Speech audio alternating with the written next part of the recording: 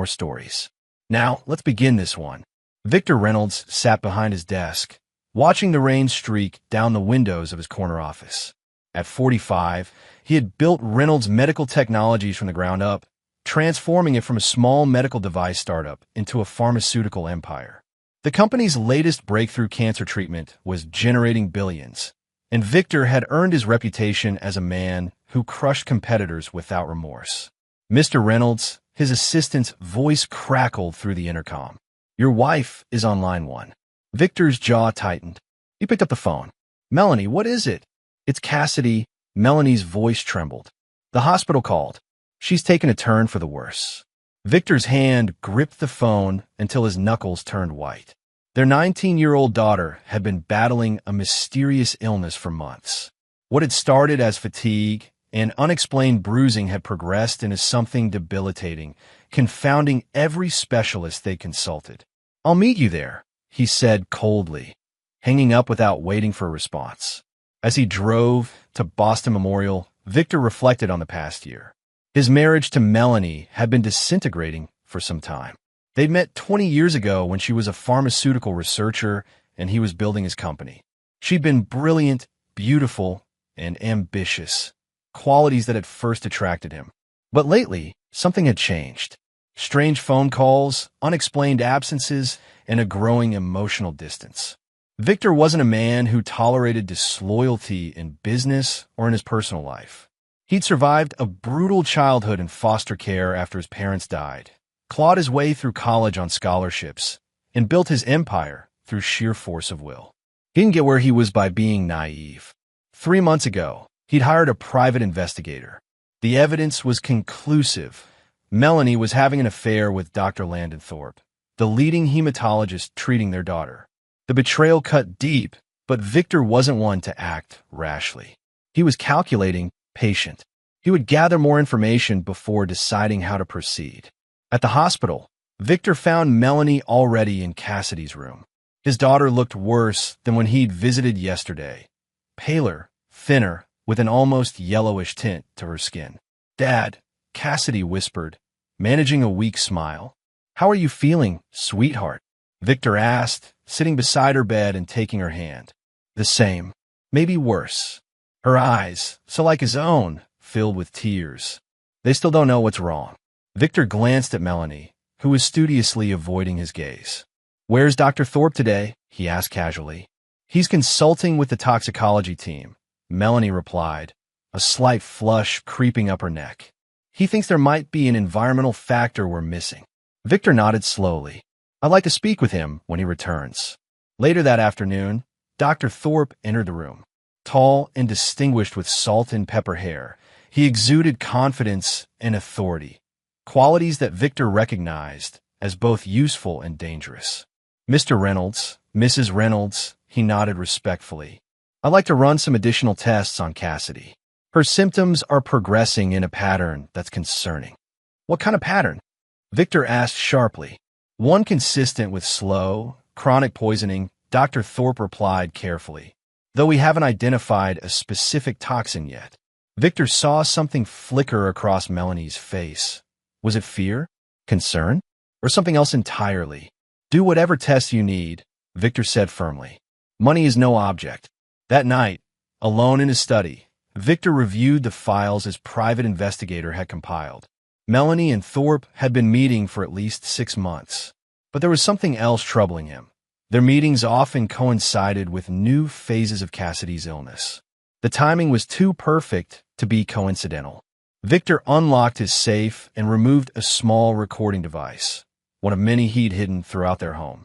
He'd initially placed them to gather evidence of the affair, but now he played back a conversation from 3 days ago that made his blood run cold. "It's taking too long," Melanie's voice said. "Her system is stronger than we anticipated." "We have to be patient," Thorpe replied. "Increase the dose too much, and the toxicology screen will detect it. This has to look natural." "And what about him?" Melanie asked. "Once she's gone, he'll be devastated. Vulnerable. That's when we move forward with the rest of the plan." Victor switched off the recording, his mind racing. They were poisoning Cassidy, his daughter, as part of some larger scheme. His hands trembled, not with fear, but with rage. They would pay. Both of them. But first, he needed to save his daughter. The next morning, Victor arrived at the hospital early, before Melanie. He brought with him Dr. Sofia Rivera, a toxicologist from a competing hospital whom he'd contacted secretly overnight. "I need you to run independent tests," he told her quietly. "And I need absolute discretion." Dr. Rivera nodded. "Based on what you've told me, I'll look for thallium and other heavy metals that can cause these symptoms when administered gradually." Victor stood watch outside Cassidy's room while Dr. Rivera collected samples. When Melanie arrived 30 minutes later, he manufactured a reason for them to go to the cafeteria, giving Dr. Rivera time to finish her work. "You seem preoccupied," Melanie commented as they sat with untouched coffee. "Our daughter is dying," Victor replied coldly. "How should I seem?" Melanie reached across the table to touch his hand. Victor fought the urge to recoil. "We'll get through this together," she said. "Will we?" Victor asked, his eyes boring into hers. Before she could respond, his phone buzzed.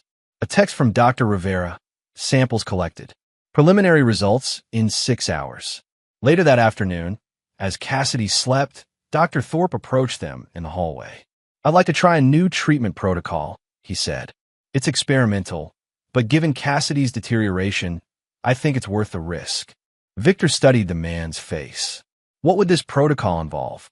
An intensive course of chelation therapy combined with... "No," Victor interrupted firmly.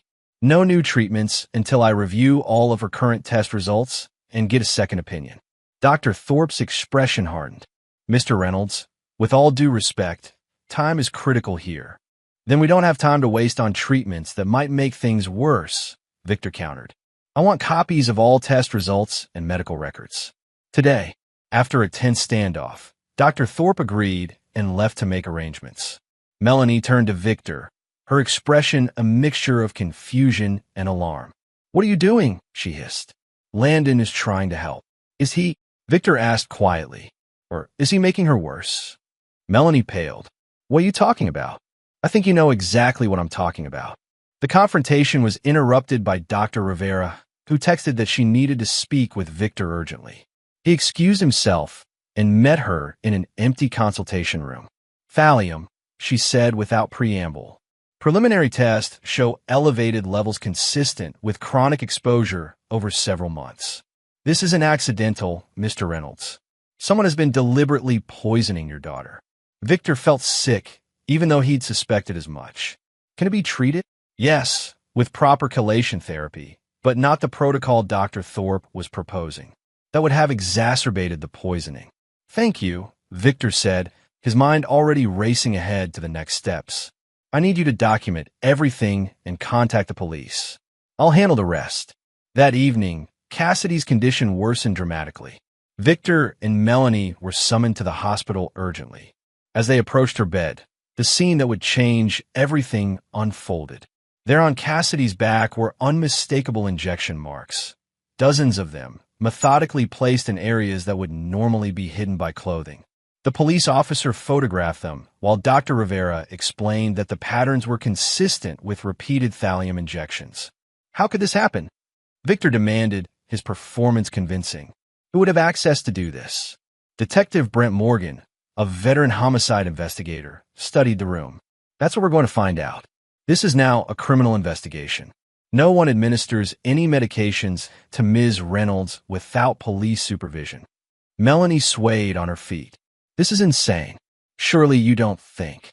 "Mrs. Reynolds," Detective Morgan interrupted, "I'll need to interview each of you separately." In a hospital corridor, Victor watched as police officers prevented Dr. Thorpe from entering Cassidy's wing. The doctor's face contorted with rage as he was escorted to a conference room for questioning.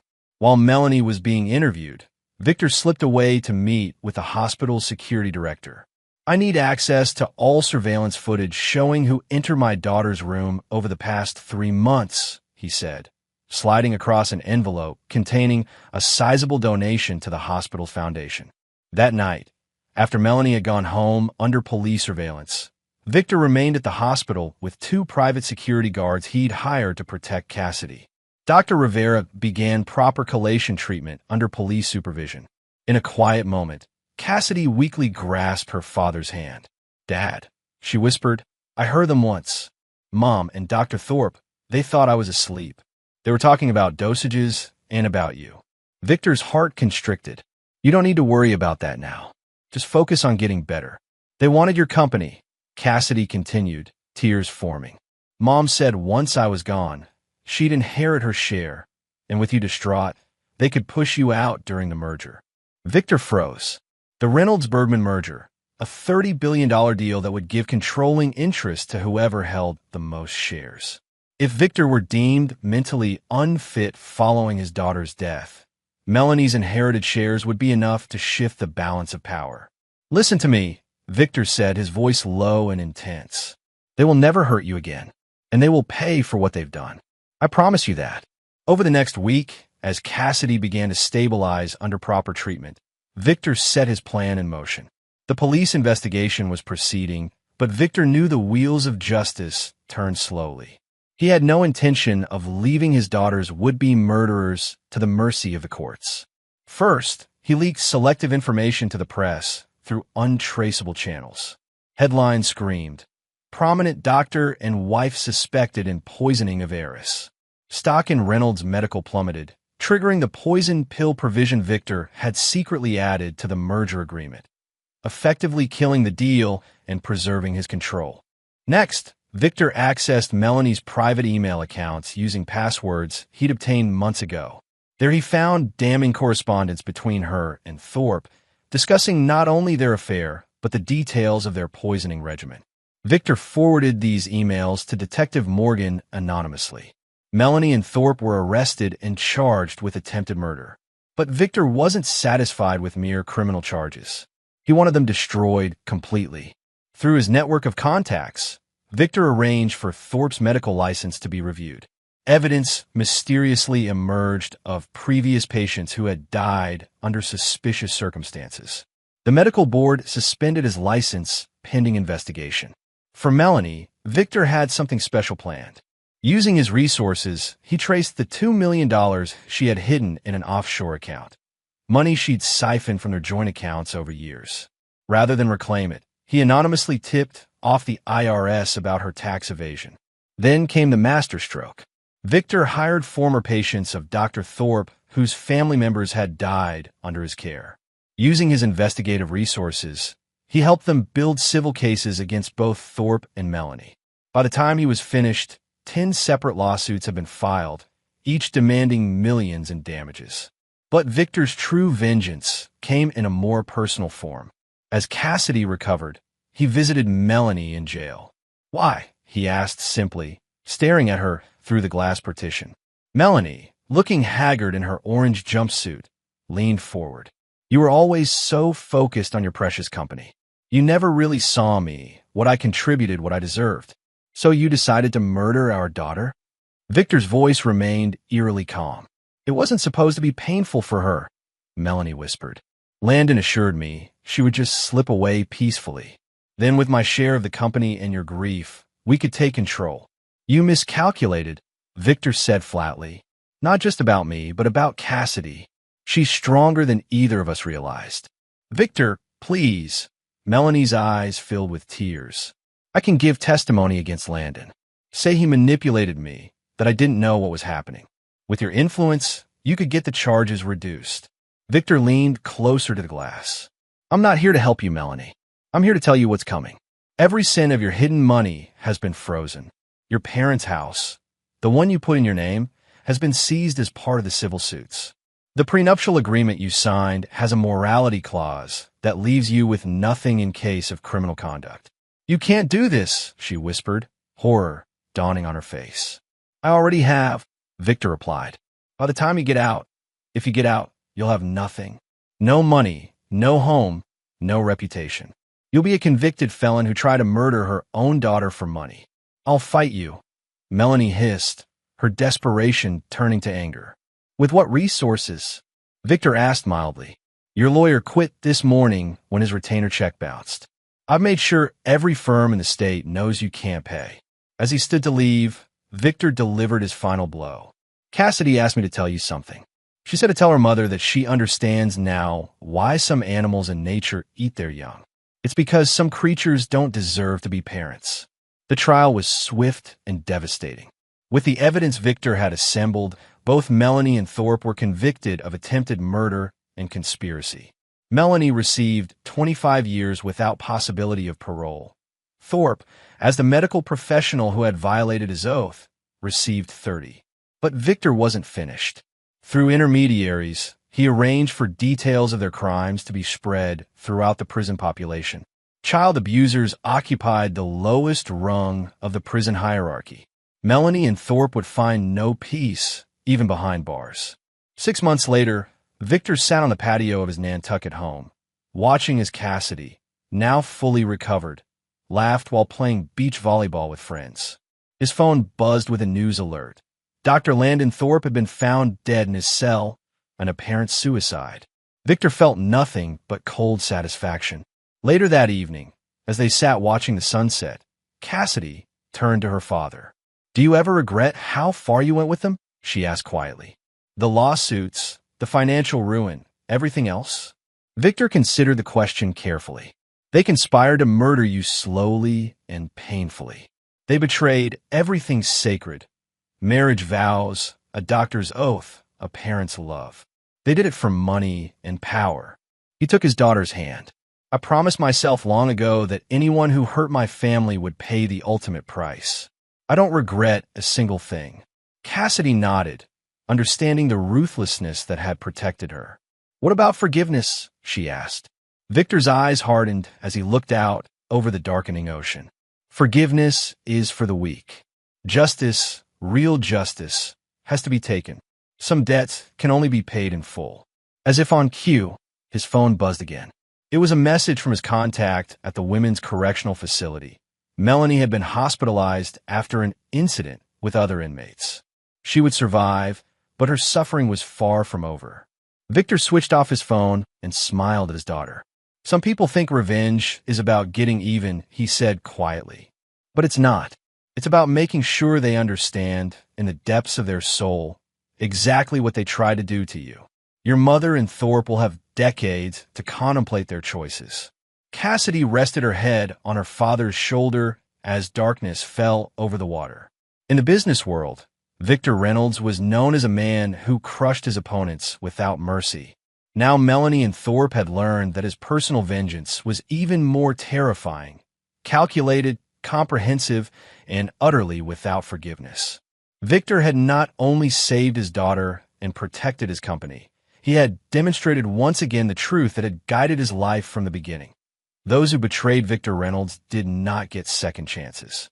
They received exactly what they deserved, with interest compounded daily, for as long as he deemed necessary. And in Victor's ledger, some debts could never be fully repaid. This is where our story comes to an end. Share your thoughts in the comments section. Thanks for your precious time. If you enjoyed this story, then please make sure you subscribe to this channel. That would help me a lot. Click on the video you see on the screen, and I will see you there.